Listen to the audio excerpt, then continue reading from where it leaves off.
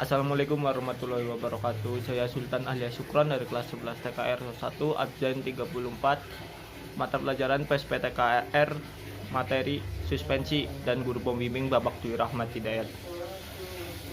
Suspensi terletak di antara bodi kendaraan dan roda-roda dan dirancang untuk menyerap kejutan dari permukaan jalan sehingga menambah kenikmatan dan stabilitas berkendara serta memperbaiki kemampuan cakram roda terhadap jalan. Suspensi menghubungkan bodi kendaraan dengan roda-roda dan berfungsi sebagai berikut. Selama berjalan, kendaraan secara bersama-sama dengan roda menyerap getaran oksilasi dari kejutan dari permukaan jalan. Hal ini untuk melindungi penumpang dan barang agar aman serta menambah kenyamanan dan stabilitas. Selanjutnya, menopang bodi pada aksel dan memelihara letak geometris antara bodi dan roda-roda. Komponen utama dari sistem suspensi terdiri dari komponen pegas, shock absorber, suspensi arm, ball joint, bushing karet, strut bar, stabilizer bar, lateral control rod, control arm, dan bumper. Dari komponen-komponen ini, pegas-pegas dan shock absorber digunakan pada semua sistem suspensi, sedangkan komponen yang lainnya hanya pada dalam model tertentu. Pegas berfungsi menyerap kejutan dari jalan dan getaran roda-roda agar tidak diteruskan ke bodi kendaraan secara langsung. Di samping itu, untuk menambah kemampuan cangkram ban terhadap permukaan jalan, ada tiga tipe pegas, yaitu yang pertama pegas koil.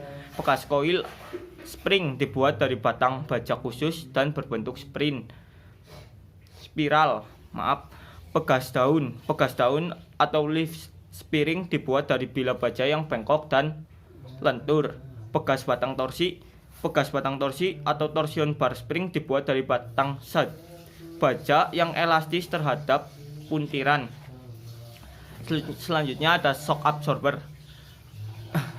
Apabila pada suspensi hanya terdapat pegas, kendaraan akan cenderung beroskilasi naik turun pada waktu menerima kejutan dari jalan.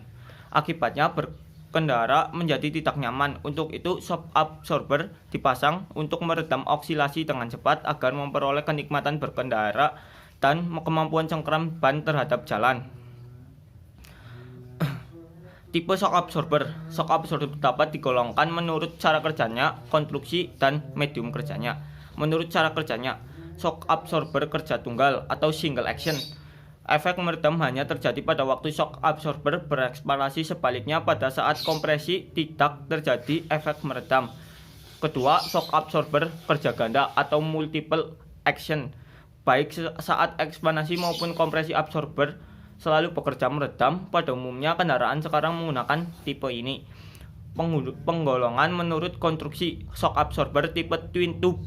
Di dalam shock absorber tipe ini terdapat pressure tube dan outer tube yang membatasi working chamber atau silinder dalam dan reservoir chamber atau silinder luar. Shock absorber tipe monotube. Di dalam shock absorber hanya terdapat satu silinder atau tanpa reservoir. Penggolongan menurut medium kerjanya. Yang pertama, shock absorber barted gas. Di dalamnya hanya terdapat minyak stuck absorber sebagai medium kerja. Kedua, shock absorber barted gas. Ini adalah shock absorber hidrolik yang diisi dengan gas. Gas yang biasanya digunakan adalah nitrogen yang dijaga pada temperatur rendah 10-15 kg per cm persegi atau temperatur tinggi 20-30 kg per cm persegi. Ball joint menerima beban vertikal maupun lateral. Di samping itu berfungsi sebagai sumbu putaran roda pada saat kendaraan membelok. Pelumas ball joint.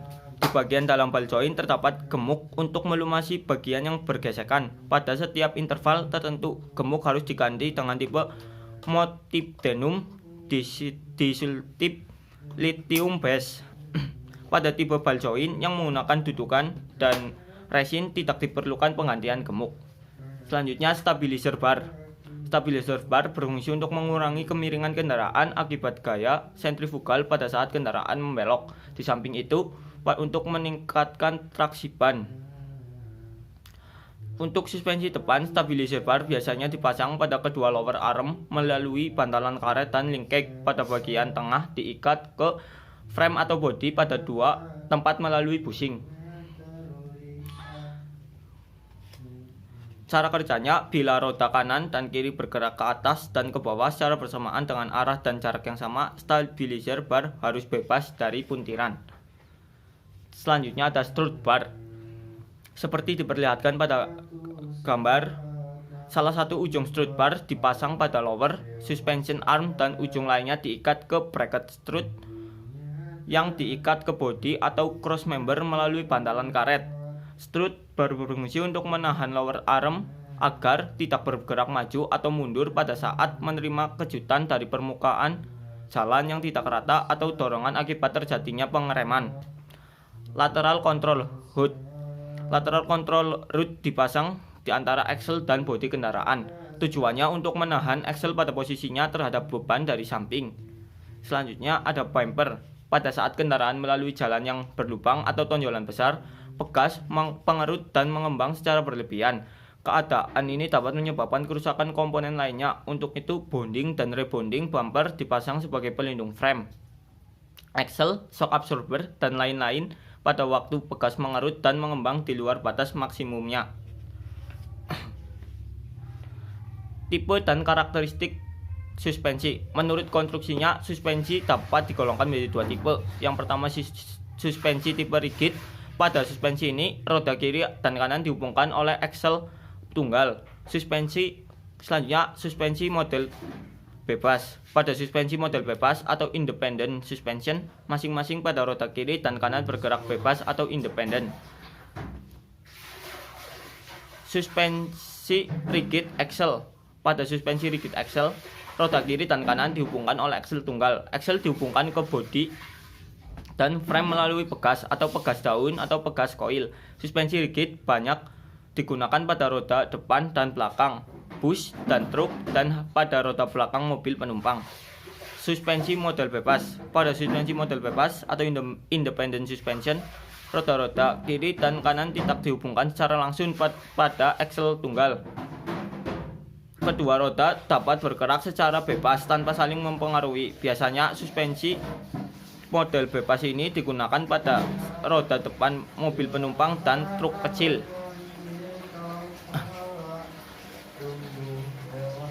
Sistem suspensi depan. Perbedaan besar antara suspensi depan dan belakang disebabkan roda depan dapat membelok. Ketika kendaraan membelok atau melalui jalan yang tidak rata, roda-rodanya menerima gaya dari permukaan jalan. Suspensi berfungsi menyerap gaya-gaya ini agar kendaraan berjalan sesuai dengan arah yang diinginkan. Di samping itu untuk mencegah roda bergoyang. Tipe Machierson strut. Suspensi tipe ini digunakan pada roda depan mobil ukuran kecil dan medium. Konstruksinya, komponen suspensi ini adalah lower arm, through bar, stabilizer bar, dan strut assembly.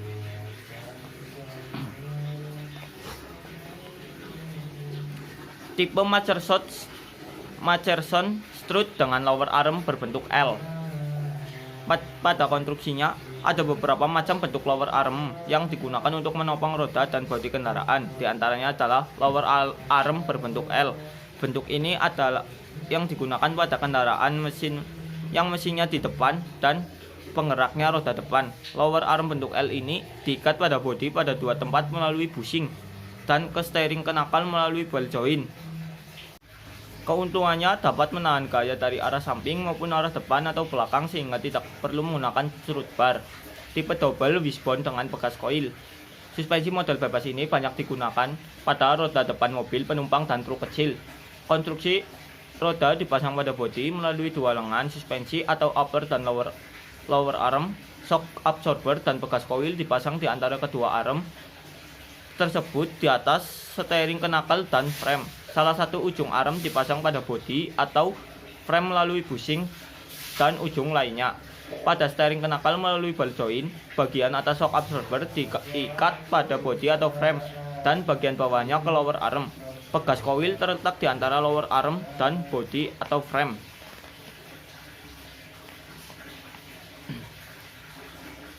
Tipe double wishbone dengan batang torsi. Suspensi tipe ini banyak digunakan pada truk kecil yang menggunakan suspensi dengan pegas koil. Batang torsi dipasangkan pada upper atau lower arm. Konstruksinya, lower dihubungkan pada suspensi member melalui bushing karet. Upper arm dihubungkan ke poros upper arm dengan bushing karet. Torque arm diikatkan pada upper arm belakang dengan dua baut dan batang torsi dimasukkan di tempatnya. Tipe pegas daun paralel. Suspensi tipe ini digunakan pada roda depan truk, bus, dan lain-lain. Gambar di bawah ini menunjukkan suspensi depan truk dengan penggerak 4 roda. Bagian tengah pegas daun diikatkan pada axle housing dengan menggunakan baut U. Suspensi seperti ini biasanya digunakan pada roda depan truk dengan penggerak roda belakang. Pegas daun diikatkan pada front axle dengan baut U. Sistem suspensi belakang.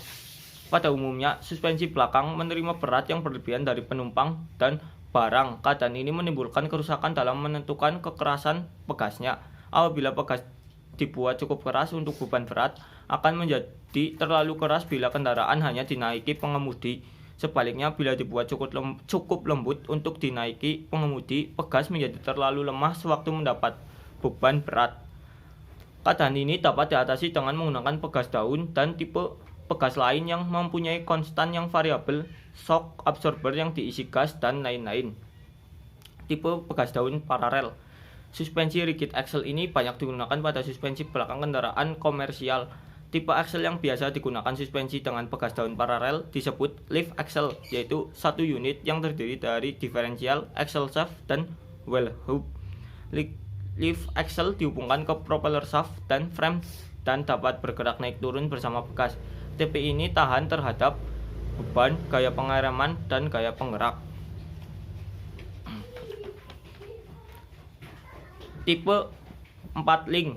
Di antara suspensi rigid, tipe inilah yang menghasilkan kenikmatan berkendaraan yang lebih baik karena penanganan posisi axle dan beban suspensi dilakukan secara berpisah. Biasanya suspensi ini menggunakan pegas koil. Tipe semi-trailing arm. Ini adalah sistem suspensi independen yang dirancang untuk membangkitkan kekakuan atau rigidity dengan memperhatikan beban dari samping dan memperkecil perubahan alignment atau two-in, tread, dan camber yang terjadi pada saat roda bergerak ke atas atau ke bawah. Pada umumnya mempunyai konstruksi yang sederhana dan tidak banyak memerlukan tempat karena itu banyak digunakan pada roda belakang mobil penumpang. Tipe double wishbone. Ini tipe dari sistem suspensi independen yang digunakan pada roda belakang kendaraan penumpang yang penggeraknya pada roda belakang atau rear wheel drive. Konstruksinya, masing-masing roda ditopang oleh 3 suspensi arm atau 1 upper dan 2 lower. Suspensi arm yang diposisikan hampir tegak lurus dengan garis yang kendaraan dan sebuah strut rod yang sejajar dengan garis tengah kendaraan. Salah satu ujung upper suspensi arm dipasang pada suspension member melalui bushing dan ujung yang lainnya pada axle karir melalui ball joint. Tipe strut dual link. Suspensi tipe ini digunakan pada roda belakang kendaraan yang mesinnya di depan dan penggerak roda depan. Suspensi ini termasuk salah satu tipe suspensi strut. Konstruksinya, roda-roda ditopang oleh 2 suspensi arm dan strut rod. Suspension arm terletak hampir tegak lurus dengan garis tengah kendaraan, sedangkan strut rod sejajar dengan garis tengah kendaraan. Beban dari depan, belakang, sisi, dan vertikal ditahan oleh komponen yang berbeda. Dengan demikian memudahkan dalam menghasilkan kendaraan yang stabil dan nyaman.